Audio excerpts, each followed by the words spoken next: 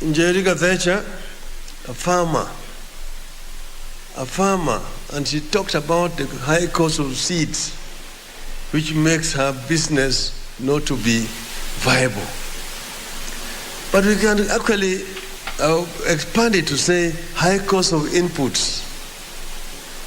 Seeds is just one of them. Fertilizer, in some cases, is another one. When you walk around the country, like in the Rift Valley, the biggest complaint among the farmers is the high cost of fertilizer, which actually make their produce not competitive. For example, right now, a bag of maize, 90 kilo bag of maize, actually here in Kenya, the cost of production is 2,500 shillings per bag.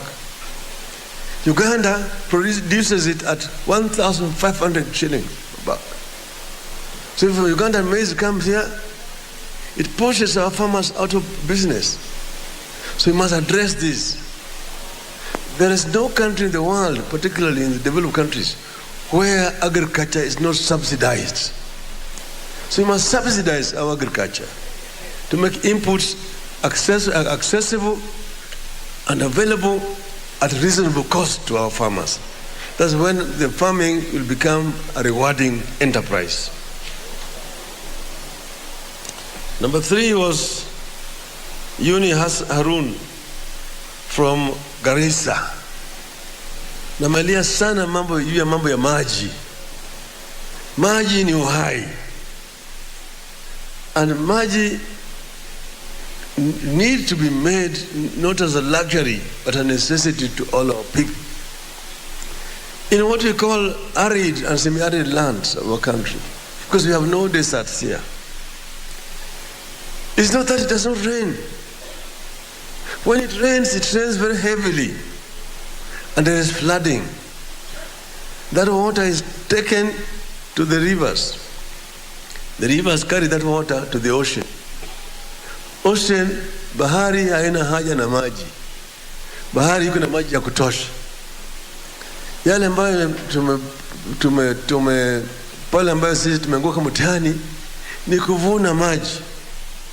Kuziba dams, mabwawa na vidimbwi ili wakati mvua inanyesha tunavuna hiyo maji. So we harvest the water so that when the dry period comes, there is sufficient water for the livestock and also for the use of the people. And bring that water closer to homes where people live. Ili wakina mama wasihangaike kutembea makilomita mengi kwenda kutafuta maji. Hiyo inaweza kufanyika. Garissa has already shown that with the water available, Garissa can be very productive.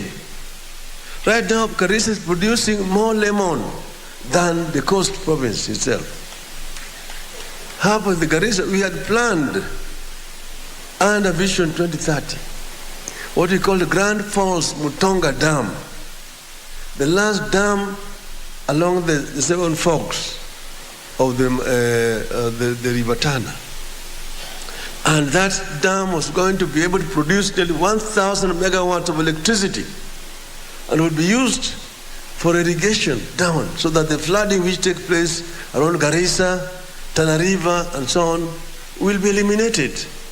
And water will be made available for the farmers going down there. The land there is very fertile because when it rains up here in the Abadeas, in the upper catchment areas here, all that topsoil is washed by the river and deposited, some in Garissa, some in Tana River. You have a delta down there.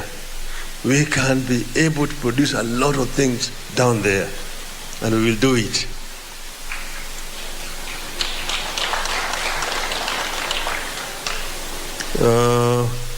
Kazia Nyambora Gikomba, maji moto ya Gikomba, nguvu ya Gikomba.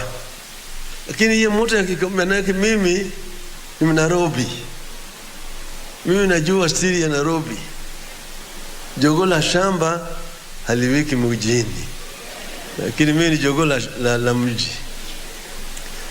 Jana nilienda Kibera because there was a fire the day before yesterday at the Kibera market, the hawkers market, which is attached to the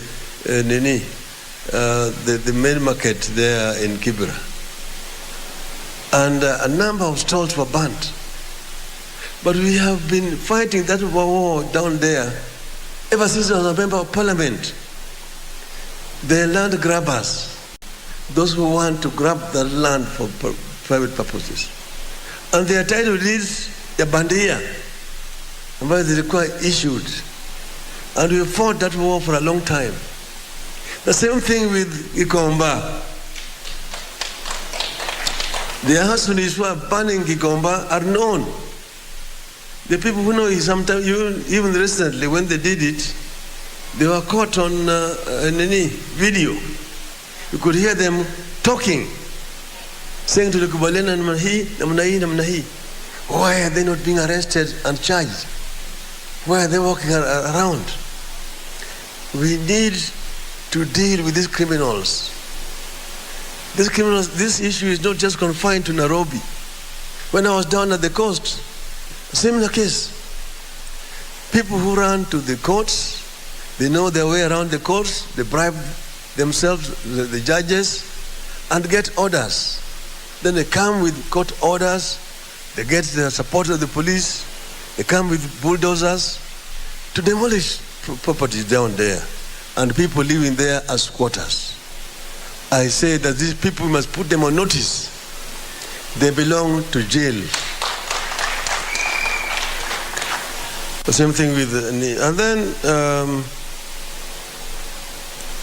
she also went further to say that the market itself is dirty, and I'm happy that I'm with the incoming governor of Nairobi here.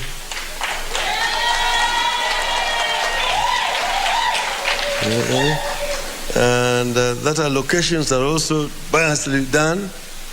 Wengine wanatoka huku nje na wanapewa stalls na wale wote ambao wanaishi hapo au party. Those are small issues. We will ensure that are done properly. Governor Sivo. And then the other issue, which is very fundamental, is harassment of the SMEs. You see, we call them micro, small, and medium enterprises. This is where we want to start. That's why we're talking about uchumi mashinani. Uchumi mashinani. That we start down there with, if the farmers, we introduce smart agriculture so that they can be able to produce not just for consumption, also with the excess for the market. With these people, the SMEs, so these SMEs need to be empowered properly. That is where it starts. That is where you fight poverty. And we said, and you saw it in BBI, that we give these people access to proper capital. They can be able to borrow money. We are going to create a fund through which these people can borrow money and don't pay any interest until after 7 years when the businesses are matured. And they should also be protected from being harassed by KRA, the Revenue Authority.